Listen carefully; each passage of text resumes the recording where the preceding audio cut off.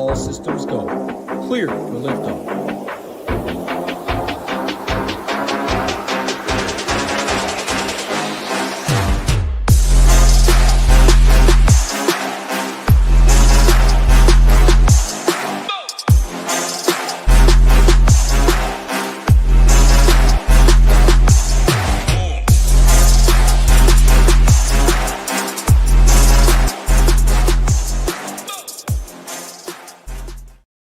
What is going on, Shipment Nation YouTube station? Back Monday, 6 games on the docket, back with my guy Matt, as we are each and every Monday. Looking forward to breaking down this baseball slate.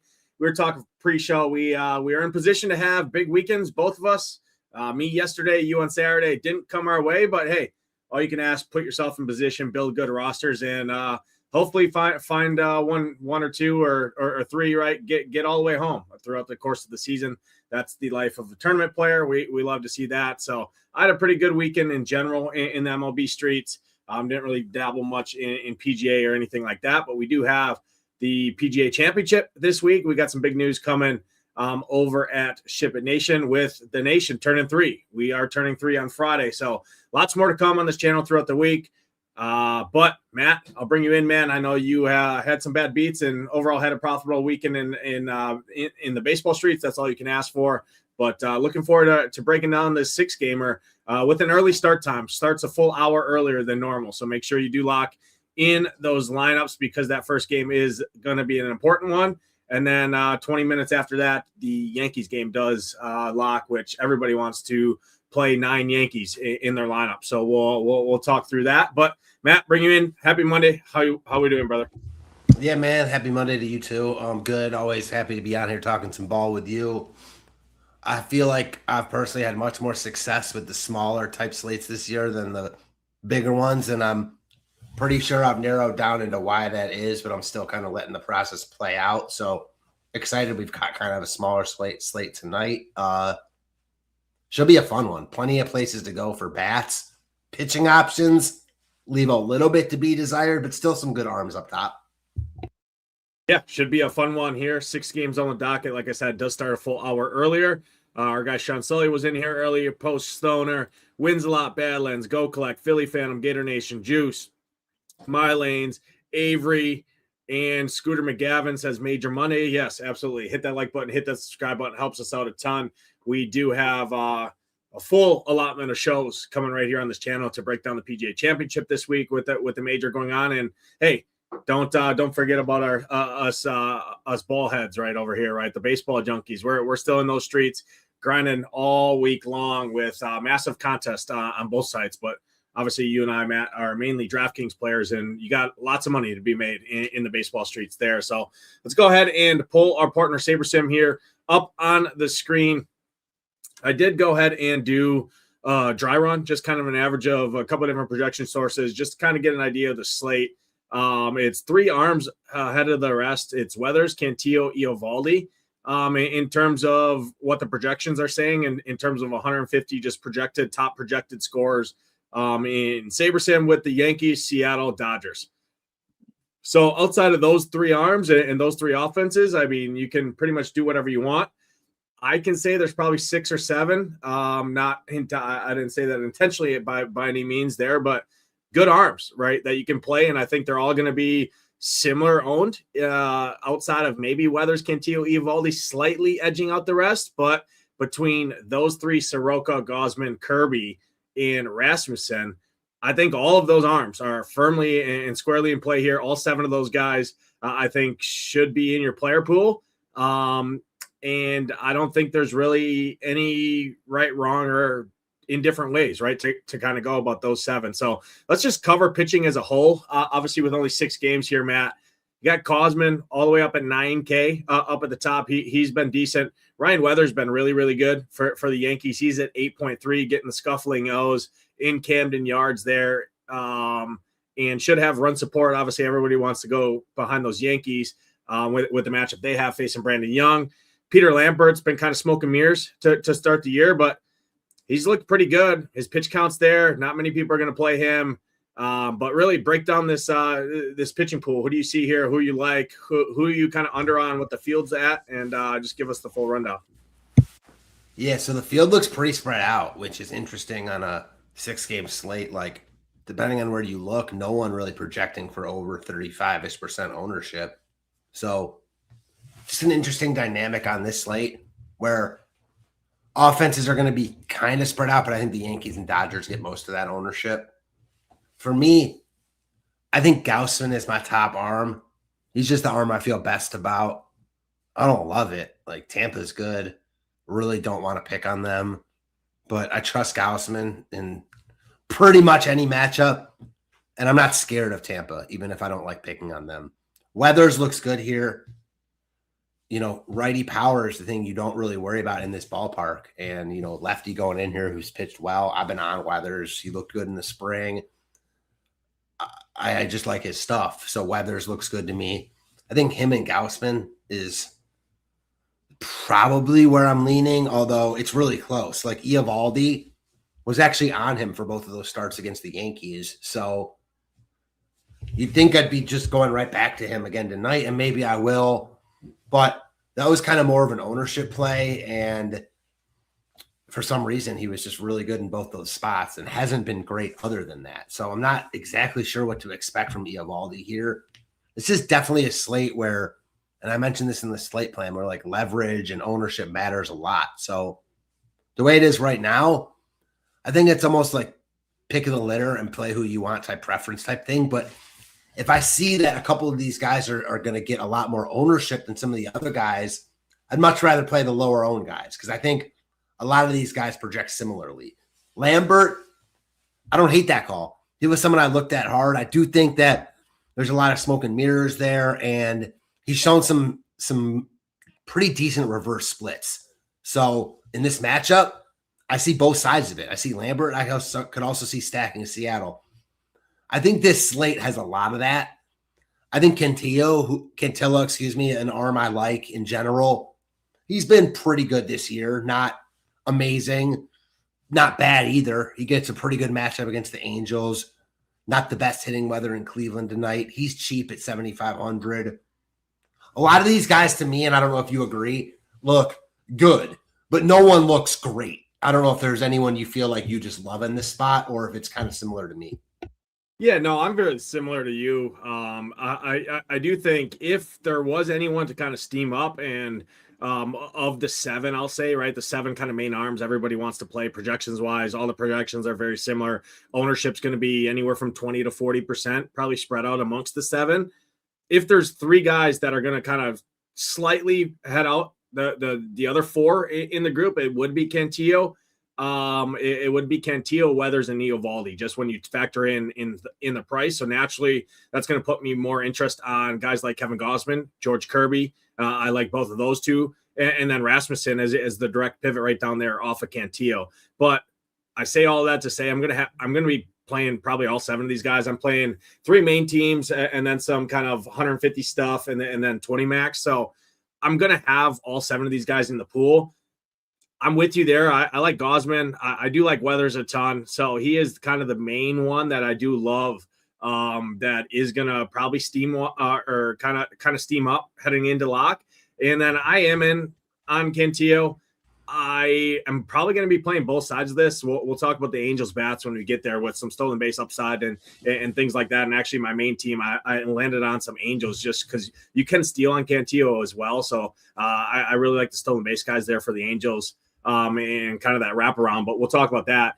It's just hard to argue with Cantillo, how he's been. He's not bulletproof, but he's 7,500. It's 50 degrees with like 10-mile-an-hour winds blowing in on Cleveland. And we know the Angels have all that right-handed power, but they also bring strikeouts along with that. They're a very boom-bust offense. So I do think Cantillo does have a ceiling. Again, ownership's not going to be like 50, 60%, something like that, right, on other slates, even being a 6-game slate, because there is enough similar style arms on the slate, right, that's going to spread ownership out. So if you do have kind of conviction on one of these guys and kind of under on one of the other guys, I mean, go in on it, because like I said, nothing's going to be kind of off the charts where you really have to be too afraid of ownership being kind of the sole decision maker. Now, obviously, as we head up to lock in about 2 hours or so, right, as projections update and lineups come out and you kind of see how the field's building based on what's fitting together in terms of projections and that. Yeah, sure. If there's 2 or 3 of these guys that are kind of significantly, right, 10 to 15% higher than the rest, well, then naturally I'm going to have more interest in those other 4 arms. So we see it very similar. If I had to rank them, I'd go Gausman, Weathers, Cantillo, Rasmussen, Kirby, Eovaldi. Eovaldi is definitely the my least interest of that. I think he just got up. I think he just gets up for the Yankees. He always has historically pitched really well against the Yankees. You see his 2 spike performances on the year against the Yankees, right? I don't want to say that's the only reason he's done it. He definitely has the capability there. But I do think people, it's very easy, right? 6-game slate, click the old game log. They look at that. Oh, Eovaldi coming off 700 DraftKings points against the Yankees offense when everybody wants to play the Yankees. He must be a really good option, right? So I do think more people kind of click on him when you add in the hand builders and stuff like that. It just feels like a safe click, right? When you look at his box score there. So he is kind of the distant. And then I do have interest in Peter Lambert. 7,800. I think the Mariners offense gets definitely some love. I'm going to have some love there, but as an unknown arm on a 6-game slate that has shown upside and potential, granted, it being smoke and mirrors and limited sample, right, with this guy coming over from Japan and all of that. I mean, I do have some interest there, just at 7,800 with a guy who's going to be 10% owned and has a ceiling on the slate. Outside of that, not messing with anyone else. I'm not messing with Sasaki. I was on Ronald McDonald last Monday when we were on the show. Much different spot. I mean, he was 4K in that matchup. Now he's 7K in Dodger Stadium with really good hitting weather. I'm not messing with it. Could he go out there and get some strikeouts? Yeah, he is a strikeout arm, but he could also go out there and walk 5 of these Dodgers, give up 3 home runs and 8 earned runs in 3 innings, something like that. So it's not a spot for me where I'm going to chase Ronald McDonald again. I took my money last Monday, and I'll live on that. So for me, pitching pool kind of looks like these main 8 guys right here, with a big emphasis on kind of those main 7 that we talked about. Any final takes here from the pitchers? No, I think you kind of said it perfectly. And yeah, I'll give you your props on McDonald for sure. I was on the other side of that. The Padres just stink. So yeah, McDonald nuked. Don't see that in the cards tonight. His salary almost doubled and in just a much tougher spot, as you mentioned. But the Lambert call, I like it. I get both sides of it. But you mentioned at the start of your kind of spiel on him, like low owned on a 6-game slate. You could have stopped it there for me. Like any low owned decent arm on a 6-game slate, I think it's interesting. Yeah, I mean, props wise, he's right there. I mean, you look at his outs prop, 15.5 juice to the over. That's right there with guys who, like, I mean, Cantillo, same thing. Cantillo's outs prop is juice to the under, and he's going to be 4 times the ownership of Lambert. And I mean, they're right there, right? Direct in the exact same range, right? $300 apart. So that's kind of the reason for Lambert on this slate. And I do think, all things considered, tournaments, I think he's really interesting, just due to the nature of the pitching slate we do have at hand here. Let's go ahead and refresh our stone here, one of our premium tools over at Ship It Nation. First game on the docket against 6:10, 5:10 Lord's time zone start, full hour normal, full hour earlier than normal. Kudos to DraftKings to making this a full 6 game with good prizes instead of kind of dicing it up, right, and leaving these 2 early games off and making it a 4-game kind of crappy slate. So first game though, weather sucks here for hitting. However, Cantillo is going to probably, all things considered, be the highest owned pitcher on the slate for good reason, right? He's 7,500, does have strikeout ability. You look at the Angels here. However, Cantillo does give up stolen bases. You can steal on him really, really good, right? With the combination of him. So I do think the Angels in tournaments, pretty interesting here. Guardians are my main interest, though. You're going to see a bullpen game here from the Angels. Bullpen, I don't really love bullpen games and the weather, so I don't have the Guardians super, super high up there, but I do have interest in them. DeLauder's been good. J-Ram's really good play. Sheeman Bazana is a really hot. I mean, I think he's going to be a stud. He's cheap at second base. But on the Angel side, Neto, Trout, Grissom, Teodosio. I really like that wraparound Angel stack because of the stolen base upside you have with guys like Neto and Trout, and the power. And then you got a super cheap guy, 2,100, Bryce Teodosio. I'll probably butcher that name, but he's going to be a direct pivot off a guy like Spencer Jones, who's going to be 25% owned from the Yankees. similar roster spot, similar players against the chalkiest pitcher on the slate. So I do think the Angels in tournaments, they do slightly edge out the Guardians just a little bit, all things considered. But I have interest in both of these offenses overall. What do you see here? Yeah, I agree with you all around here. Like, I think that from like a projection standpoint, they look similarly enough where I'll take the ownership with the Angels. I think Cleveland does look better from a projection standpoint, facing Suter, Manoah, and the Angels bullpen rather than facing Cantillo. But again, I think it's close enough where the Angels are going to be one of the lowest owned teams on the slate, and I expect the Guardians to be one of the higher owned outside of the Dodgers and Yankees. So I'm with you. I think the Angels have upside here. I think the Guardians also have upside, though. Like, Kwan stinks, but 2 through 9, I think you can play 2 through 8 mostly. Bazana hitting 8th, which is a crime also, but he's been good and he runs. So I'm excited about this Guardians lineup. I'll be even more excited when they replace Kwan with Bazana atop the lineup. Yeah, Rich Homie Kwan. I mean, I don't know how this dude's still trotting out batting leadoff for the Guardians here. I mean, shit, throw Schieneman up there, throw Bazana up there. I mean, throw DeLauder in the leadoff slot. I mean, get Kwan in that back half. I mean, those two should. Yeah, I mean, he should flip with 7 or 8. In Schieneman and Bazana. At least those guys aren't going to strike out. They're going to put the ball in play. I know Kwan doesn't strike out either, but at least those guys can hit you some power at times too and kind of jump on it. But yeah, I'm with you there. Guardians definitely probably going to come in like the third highest owned stack, I would say, third or fourth, right behind the Yankees and the Dodgers, obviously. Angels going to be unowned against the highest owned pitcher on the slate. And again, Cantillo, I get the price, I get the props, I get everything. In tournaments on a short slate like this, leverage means so much more in a 6-game slate when everything's condensed on the offensive side. So give me some of those Angels. I really like that wraparound stack.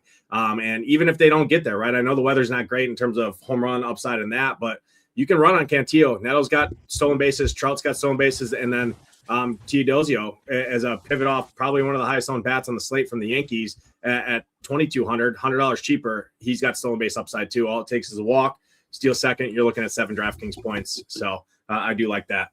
Takes us to the next game. Top offense on paper. Hard to argue it. Brandon Young is miserable. He's miserable against lefties.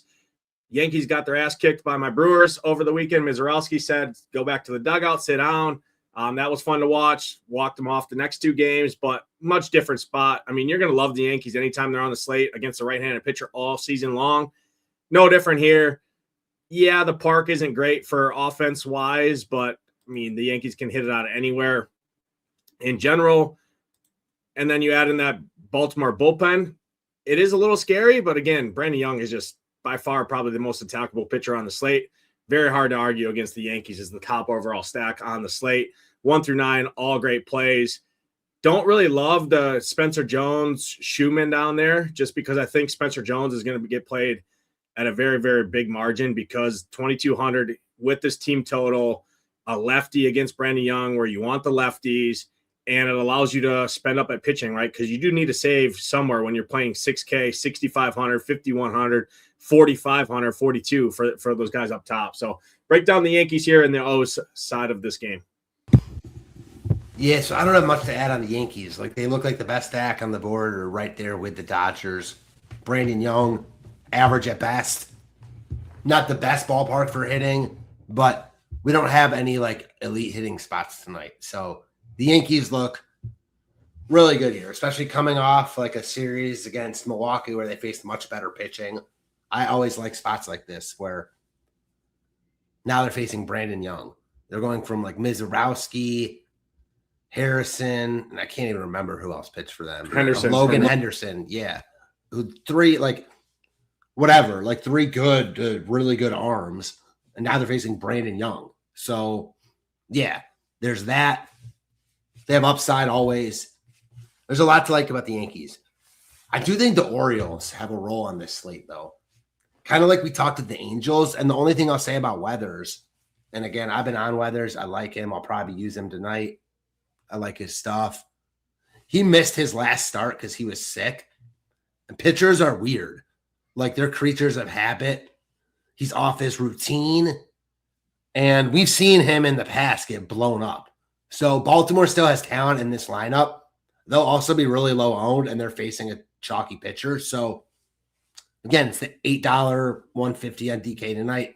If I were 150 in that, I'd probably be over the field on the Orioles personally. Yeah, I definitely gonna in tournaments. I'm gonna be over the field on the O's. I get it's a small sample, but 78 plate appearance against Weathers over the last 30 days. Righties are barreling them up at an 18% rate with an ISO over 240, right? So guys like Taylor Ward, right, who hit lefties good, but really Adley has been smashing left-handed pitching. Kobe Mayo's been smashing, and Pete Alonso. 3, 4, 6. You got a nice 3-man mini stack there, unowned against one of the more popular pitchers. Yes, I did say Ryan Weathers, all things considered, probably my favorite pitcher on the slate. However, in tournaments, the O's, right? I mean, Pete Alonso, sub 5% owned on a 6-game slate with tons of power. Tyler O'Neill, for what it's worth, too. I mean, he has made a living on smashing lefties. Kobe Mayo, first base, third base, direct pivot right there, $500 more than Ryan McMahon. Same position, 3K, tons of power against lefties. So for what it's worth, the O's in tournaments, unowned with upside. I mean, I put them in the same boat as kind of the Angels. The Angels and the O's are kind of similar to me in terms of facing a good arm that everybody wants to play, that has upside, and won't be shocked if the arm goes out there and posts 25 DraftKings points.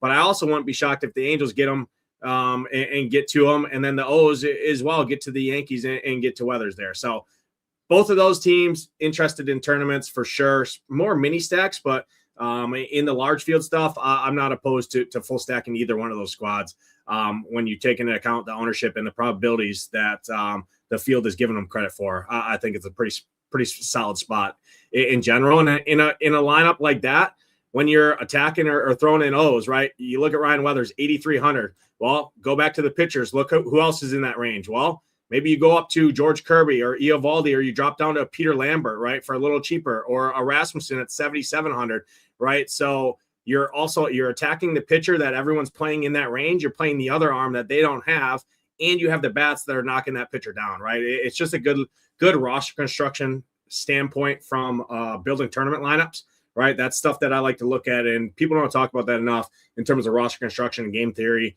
and that you're not just clicking players in a lineup and hoping they all do their thing, right? There is strategy, there is a skill and an art to building good lineups, right? Doesn't mean they're going to be good at the end of the night, but going into the slate, they were well-built lineups, and it's up to the players to do their thing after that, right? You can only build good lineups and hope to put yourself in that position to have a shot.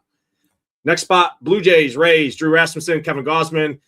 This is definitely a pitcher spot for me over offense, I will say, though. Kevin Gausman, you can run on him. Chandler Simpson will run as soon as he gets the shot. Seti Mullins will run. Palacio will run. Walls will run. So there is some stolen base guys here, but I'm more offense in this one. I will call out Okamada. Third base, 4K. He's been absolutely raking. Drew Rasmussen, a good arm, nothing crazy. If I had to pick a side for a stacking, I'd just rather stack against the Drew Rasmussen side than the Blue Jays, Kevin Gausman, who doesn't really get blown up a ton, and the Blue Jays bullpen is straight nails behind them. So if you had to pick a side for stacking, it'd be the Blue Jays, but it's more kind of one-offs, mini stacks here, just to get kind of different with like your Yankees or your Dodgers stack, something like that. But what do you see here? Yeah, I don't literally love this game for offense. Like, you'll have low ownership on this slate, which we talked about matters, but there's other low owned spots I like more. Toronto, you know what I mean? Like, both these offenses are good enough where I think you could play them in tournaments, but they're not in particularly good matchups. And on paper, they just don't look great. So really, it's just an ownership play, which I don't hate on this slate, but that's all it is for me. Yeah, I'm with you there. I will say, I mean, you can run on Rasmussen too. So guys like Jimenez will steal there. Springer will run. And then Okamoto's been smashing. Vlad, you can always play them. But yeah, I definitely like the O's and the Angels better than either one of these offenses, which all things considered, all four of these teams are probably similar in terms of why you would play them, right, on a slate like this. And I like those other two. You can't play. I'm not going to play everyone, right? I don't like to just spread my chips all over and just hope I hit it with limited spots. I do like to kind of go in on a couple different spots, and those are two that I'm really not interested in so much for offense wise. Takes us to the next one here. More of the same for me. D-backs, Rangers. I'm assuming the roof is going to be closed in Globe Life. I haven't seen, but I would assume it's going to be closed. Even if it is open, you can say it's a slight upgrade to the bats here. If I had to pick a side here, it'd be more on the D-backs, because I do think as we approach lock, Eovaldi's probably right up there with Cantillo is the highest on arm, just at his discount, his game logs, everything there in the strikeouts that the D-backs do have they haven't been good against right-handed pitching on the year. Marte, Carroll, Perdomo, Del Castillo. I mean, this is still a good lineup on paper. You don't really like the left or the righties in the back half because Eovaldi is nails against righties, but those lefties up at the top, whatever lefties do make the lineup, if Alec Thomas makes the lineup in there, I do like the lefties a little bit against Eovaldi, but I'm more on pitching in this one, both sides of this. What do you see here? Yeah, I agree with you. This game does remind me of the last game, just in the sense that like two pretty good offenses, or offenses that should be pretty good, against two of the better pitchers on this slate. I think both sides, though, are in playing tournaments. Soroka, he's got good strikeout upside, but his underlying numbers aren't great. And Texas, we've seen get a little bit hotter recently. We know they've got some lefties in there that can do damage, and they run a little bit. So I don't hate that side of it. And then you talked about Arizona. I mentioned I used Eovaldi in those Yankee starts, but I'm not really buying it. Well, if I'm not buying it, then I have a little bit of interest, at least in the D-backs, and I do. I like their lefties on the top of the lineup. They have big upside, they run, and they have power. On a small slate like this, I'm into it. Yeah, I like that. The Rangers, I mean, you want the lefties, but Zeke Duran's been really good. Josh Young's been the breakouts finally starting for this guy. Berger's always has power. So, yeah, I'm with you there. I think, right, we went through, 4 games now and said, yeah, you can play everybody on the slate. That's just on short slates like this. That's just kind of the nature of it, right? We could have came on here and said, play Cantillo, play Eovaldi, play whoever else, and play the Yankees, and then go collect your money with everyone else. And hopefully you have the three one-off lottery ticket that nobody else does, right? To kind of find your way all the way up top. So that's just the nature of the slate. I do prefer, I still prefer probably the Angels more than either of these offenses. But again, as a full stack, I'd probably rather full stack against Soroka, just with his underlying metrics, kind of doing a deep dive into him, than full stack against Eovaldi. So naturally, slight edge to the Rangers over the D-backs, but yeah, either way. Yeah, For me, it's tough.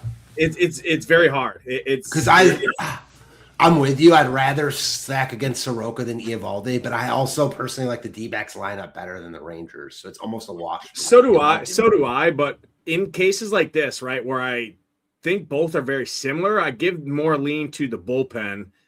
And I mean, but even then, I mean, on paper, Arizona's had a better bullpen than Texas so far in terms of xFIP. They just have no lefties.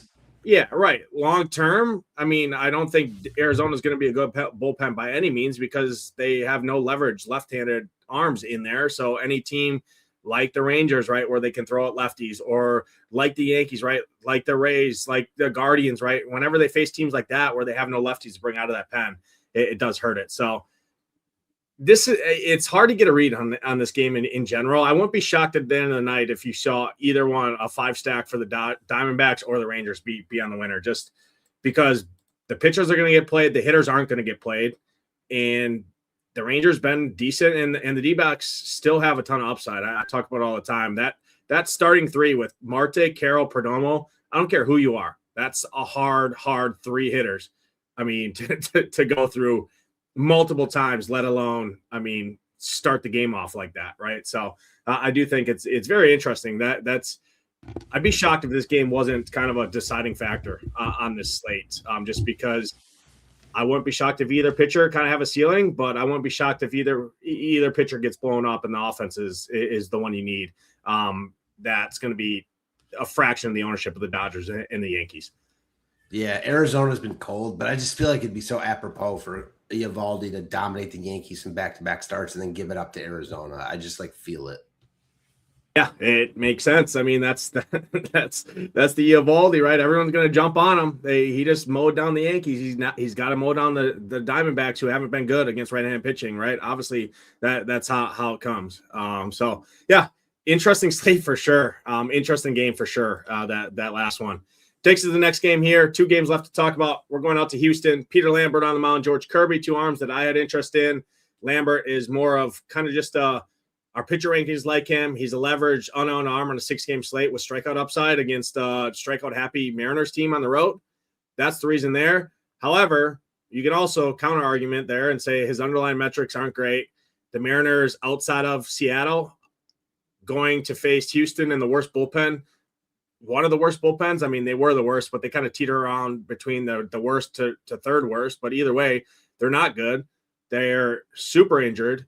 They're taxed, and the Mariners have a ton of lefty power to hit on Lambert. So Luke Rayleigh looks great. Canzone looks really good. Cole Young is super cheap at second base. He looks good. And then getting Donovan helps this lineup back a ton. Josh Naylor's been really good. Cal Raleigh's starting to get it going. So I do think the Mariners as a full stack do look pretty interesting here, but they're going to between it's them, the Dodgers, and the Yankees far ahead of anybody else. And then it's maybe Cleveland, and then nobody else matters to any extent.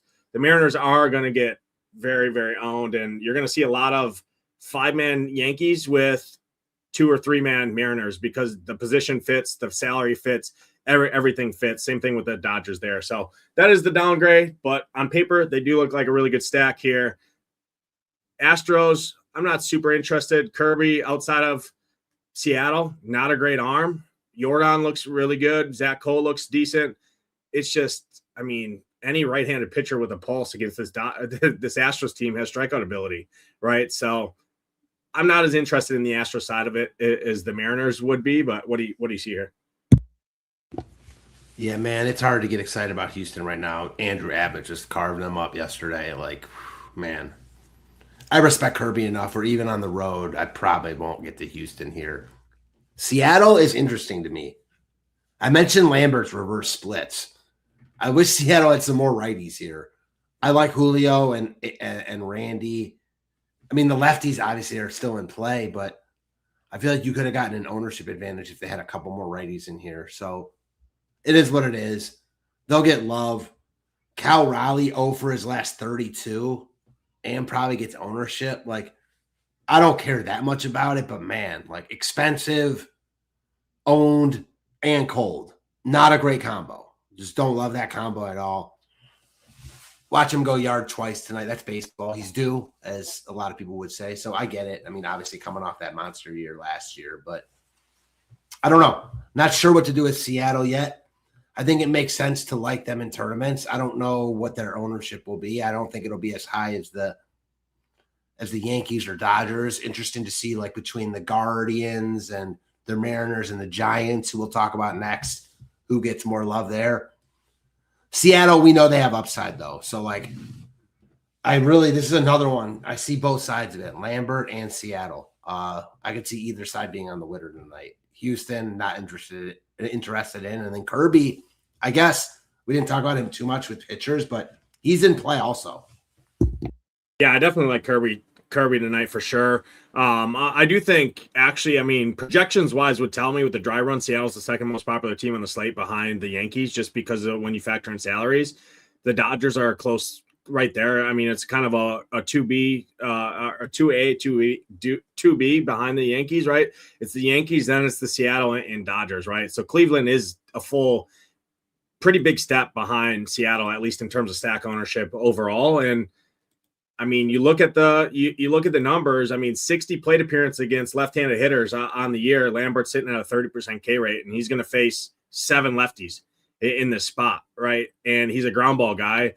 You look at the guys who hit the ball in the air for the Mariners. You're looking at Cal Raleigh, Luke Rayleigh, Canzone, Cole Young.